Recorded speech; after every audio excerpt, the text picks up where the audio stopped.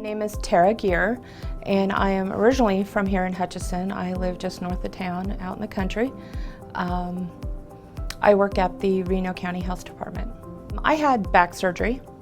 My first back surgery was in 2015, and I was first prescribed an opioid painkiller then, Percocet, and I did fine.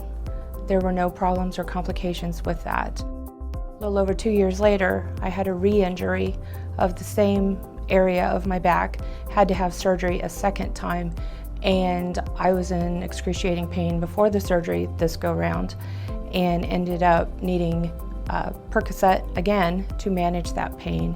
And so between the injury and my surgery date, it was about 4 months, and I was on Percocet that whole time to manage the pain because it was that bad. After surgery, the amount of I was given as a prescription painkiller with the Percocet was not working. It wasn't even touching the pain. I had built up a tolerance in those 4 months prior to the surgery. And so they prescribed something higher, and that wasn't working. So I was given a liquid form of hydrocodone, and that finally was working for me. And a few months after that, realizing I need to be able to function as I go back to work, so I am trying to taper myself off, and I'm getting really sick. I was just going through horrible withdrawal, and after the third time, I started throwing up. And I threw up for 5 days straight and lost 10 pounds in 5 days. I couldn't keep anything down. And I knew then I was sick. And then I'm realizing my body is hurting. My body is telling me I need to take more. But I know it's not time because I kept track. I wrote everything down, the date, the time, and what I took and how much I took. So I could keep track because the opioids do mess with your memory. You don't think clearly when you are on those drugs. I have blocks of time I don't remember. I had to be careful if I was going to drive anywhere.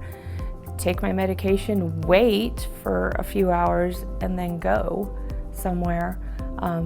And then, balance that time out so I wouldn't be driving and putting anybody in danger. My thought process was a lot slower. So, what would normally take me a shorter amount of time was taking longer. Forgetting a lot of stuff, so I had to write everything down. And then trying to decipher if I wrote something that was weird, it's like, now what did I mean when I wrote that down? And it gets frustrating.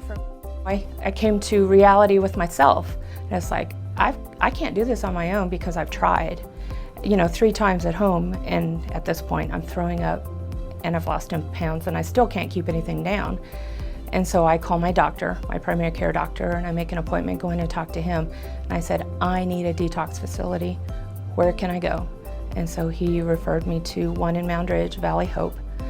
And so I called them that afternoon, and I said, I need to come in, this is what's going on. And so I was scheduled to go in that following Monday and start my 2 weeks detox program there at Valley Hope inpatient, because I could not do it safely at home by myself.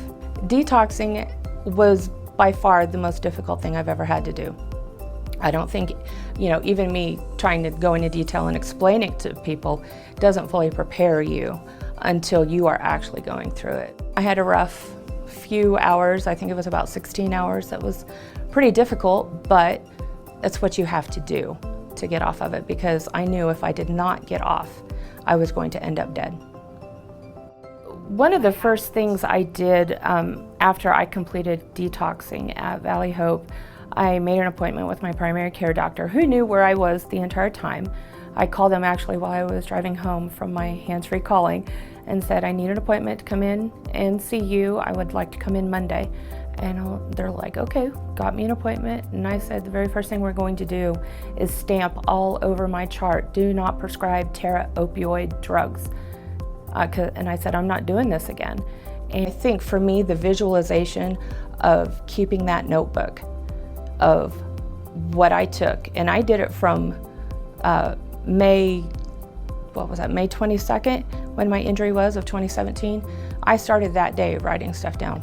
the loved ones and the coworkers and employers who have someone that is in their family or in their workforce who is trying to recover from whatever the surgery is or the medication, reach out to them, talk to them, have honest conversations. You have to be prepared mentally. You have to want to do this. And it's a choice you have to make. Your family can't make it for you. Your employer can't make it for you. No one but you can make that decision.